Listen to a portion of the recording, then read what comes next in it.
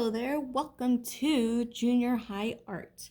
Currently, we are working on a still life, and the way we're going to do that is we're going to be working from our photograph, a good one that we took that is clear.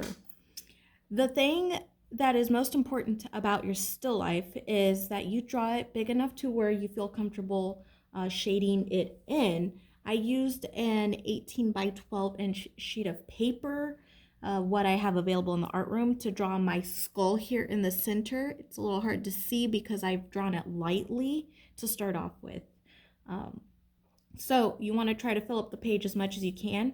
A lot of the space around my skull and flowers is black, so I will leave that until maybe last to color in the background. And then it's sitting on a tabletop. Materials you'll need to start adding value into your own still life as you are going into learning how to make things look three-dimensional. You'll need an ebony pencil. If you do not have this at home, you can use a regular number 2 pencil or a mechanical pencil, whatever you have on hand. You will also need a blender. If you don't have any of these funky looking guys at home, you may use things like a soft tissue to rub things and smooth out your surface as you are shading things in. You may also use paper towels or paper that you can roll up and make it look like this to smudge your values around on your paper. Not only that, you'll need an eraser. The one I have with me today is a kneaded eraser. It is something that you can squish around in different ways. I like to use these a lot because I can get into tiny places or difficult places, unlike a regular eraser can. And last but not least, you will also need a scrap sheet of paper to lay your hand on. As you are working, you don't want to lay your hand on areas that you've already added value onto. Otherwise, you're going to end up with some pretty dirty looking hands. And not only that, you may end up with some oil marks on your paper from the oils that we carry on our own hands and fingers. So please be sure that you have a piece of notebook paper or scrap piece of paper to lay under your hand as you're working to avoid smudging. You will also be looking at your source. So look at your photograph, whether it's on your phone, on your laptop, or you printed it out. As we are going through, I'm going to start off with actually some of my dark areas in my skull. So you can see I've already started on one of the eyeballs. So I'm going to go over and start on this eyeball on this other side. Again, it's kind of hard to see. But I'm going to take my ebony pencil and I'm going to start off by coloring it fairly dark. It's not quite as black as what my picture shows, but I'm going to work up to that.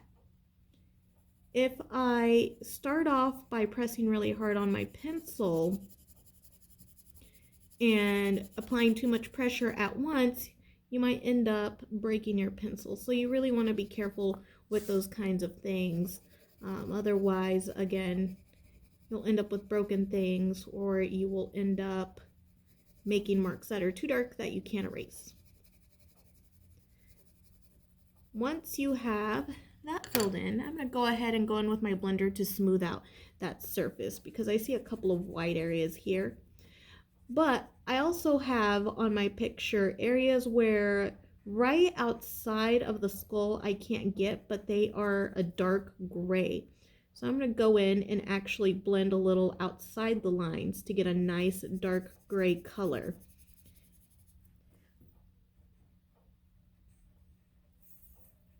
And this side of the skull is actually pretty dark. So as I'm going in, I don't even need to use my pencil at this point. I'm going to go in and actually start using my blender to add some of those values that I need within my skull. As you can see, you can even use it to color with. So I'm going to go in and do that. Add some of this dark value here on this side of my skull. It's pretty dark, almost just as dark as the eyeball itself. And then there's a bit of a highlight on the cheekbone, so I'm not going to press as hard on my blender there so I don't have a lot of darkness transfer into the skull. Again, look at my picture as I'm filling this area in and make sure that I'm shading the correct thing with the darkness that I need. And I may actually need to make this area just a little darker for the side of this skull face's sakes. As you can see, it's already starting to pop out a little more. The nose area is fairly dark as well. The top part is actually pretty dark. So I'm going to go in and start filling that in. And then I'm going to stop there because I'm going to use my blender to blend the rest of that down and fill in the rest of my nose. So with this cavity in here, again, I've filled that in pretty good. I'm going to take my blender and fill in the rest of my nose by dragging some of that dark color down and then filling in the rest of that space. And it also smooths out the transition between the dark part of your nose to the lighter part of the inside of your nose, meaning the changes are slightly different. You can't even see a line in those changes themselves.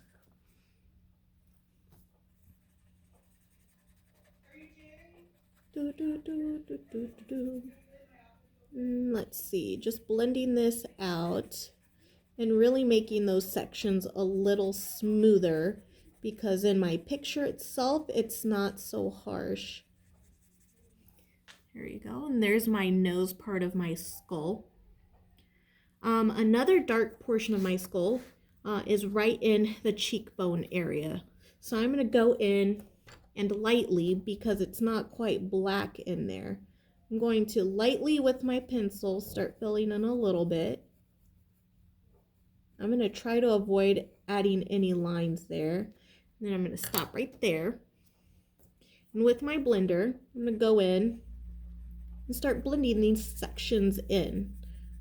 Make the part of the eye socket even stand out a little more.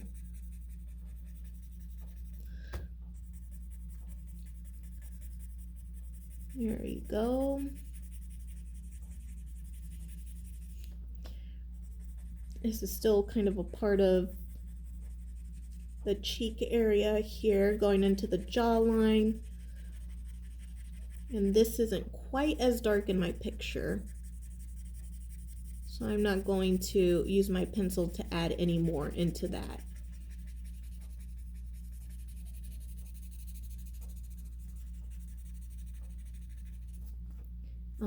This eye socket area where that bone is, there's a little bit of a light gray there. So I'm going to drag that right in there. And then I'm going to drag some of that light value right over the nose here. There's quite a bit of a highlight there. And the highlights is where that light is hitting your picture. So as I'm going in, some of my dramatic highlights, I'm going to leave white. Some of the ones that are light gray, I'm just going to take with my blender here, and I'm going to really softly go in and add a little bit of gray into those areas, because not all highlights are completely white. Some are a very light gray to kind of give that transition and make things look, again, more three-dimensional.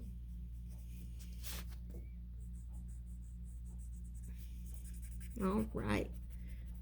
So this is the start of my skull. It is very important, again, as you saw me kind of drag my paper around, to make sure that your hand is not touching your drawing directly. Otherwise, you will end up with oil fingerprint marks on your paper, or just oil palm marks. And that's something we don't want to have on our beautiful drawings. So that's very important. Another important thing is that I'm always switching between my blender tool and my pencil. This helps make the transition between your darks and your grays to your lights a little easier.